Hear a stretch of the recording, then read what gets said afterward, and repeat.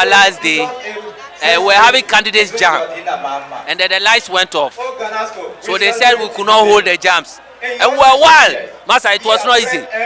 We disconnected the whole school. And then Mr. Kuma came in. And then I was the one going around making noise. So they told Mr. Kuma that I disconnected the light. Then Mr. Kuma had me. Then I told him that I was not part of those who disconnected the light. It was Abakwe and Co. So they had to call Abakwe and Co. to the old dining hall, the uncompleted one. That is where the cables were. There were two cables. When you combine the two cables, the lights will go off. When you disconnect the two cables, the lights will come off. So that was my last moment on campus. And it was very exciting, even though the jams couldn't come on. We were excited to go home because we had suffered enough in the school for the past 3 years.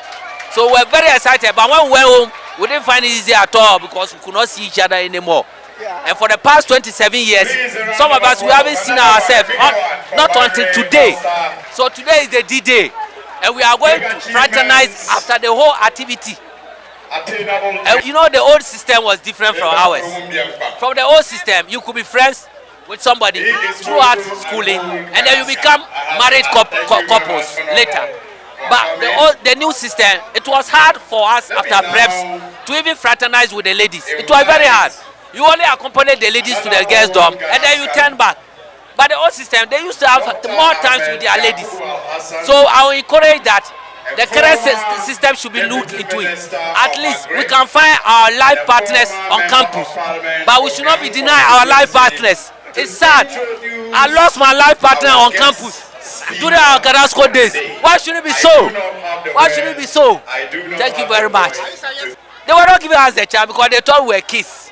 Meanwhile, we were matured enough, and they deserve them. We were matured enough to do our own things. So we plead, allow the students to fraternize with the ladies. Please, at least, by the end of their course, they can find life partners. Like President Mama found Lordina Mahama. And it's nice. You know, I was a campus bad boy.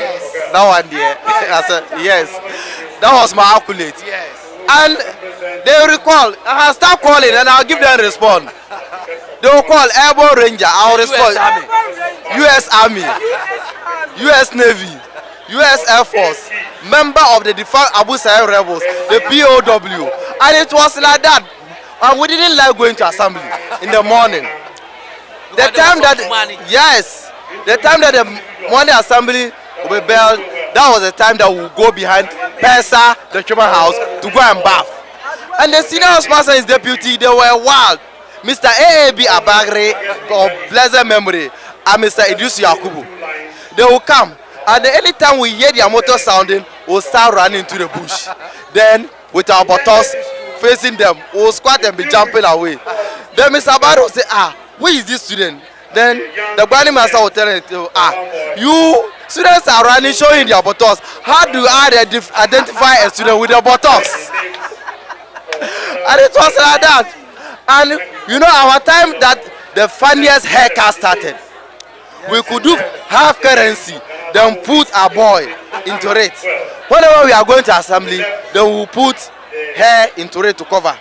Then there was one time, there was this sporting waves in town.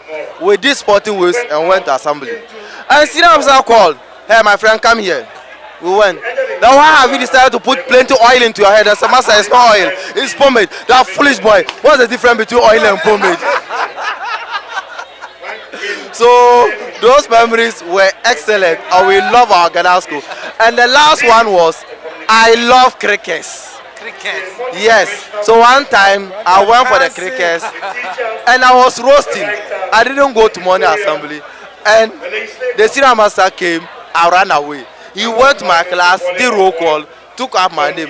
One thing wrote and pasted on the notice board that your behavior, whilst your colleagues were at morning assembly, you were at the dormitory roasting crickets. Your behavior cannot be countenance as a border. You are separately dismissed from the body house. Thank you. Give us one. Okay, I'll give you one. My finest moment was when everybody was at assembly grounds. I was in the dormitory. That means I skipped assembly.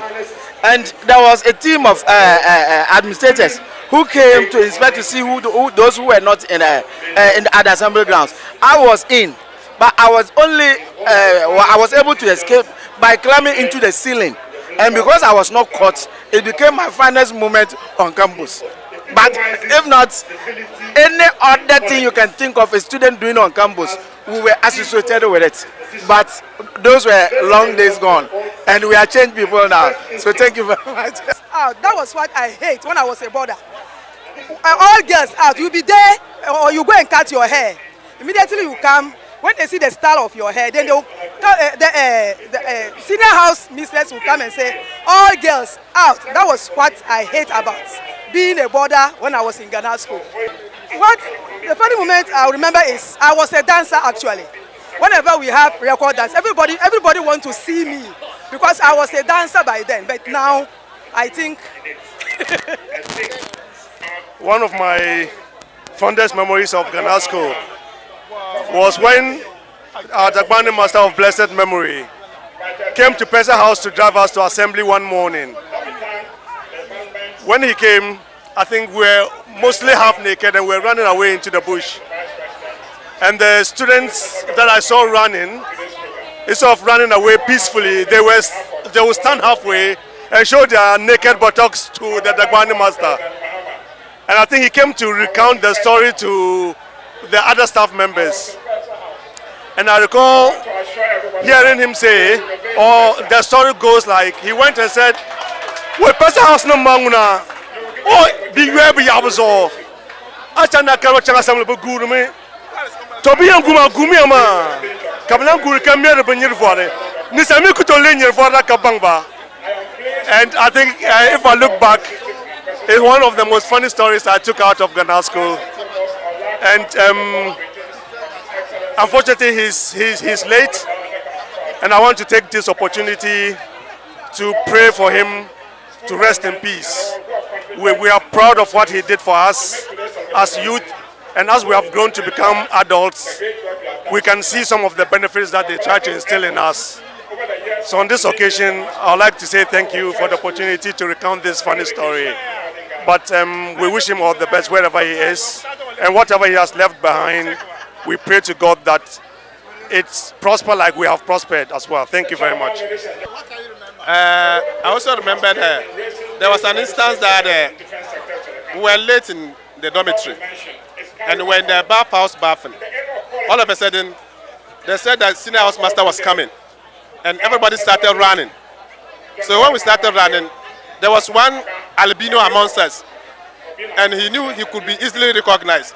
So he picked the bucket and covered his head instead of maybe running the way we were running.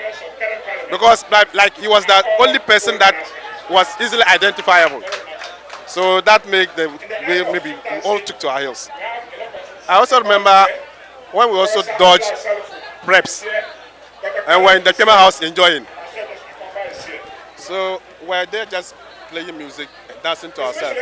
Before we realized the headmaster himself was around. Master, we crashed him, we just crashed him down. So that he wouldn't be able to recognize those who were in the dormitory dancing.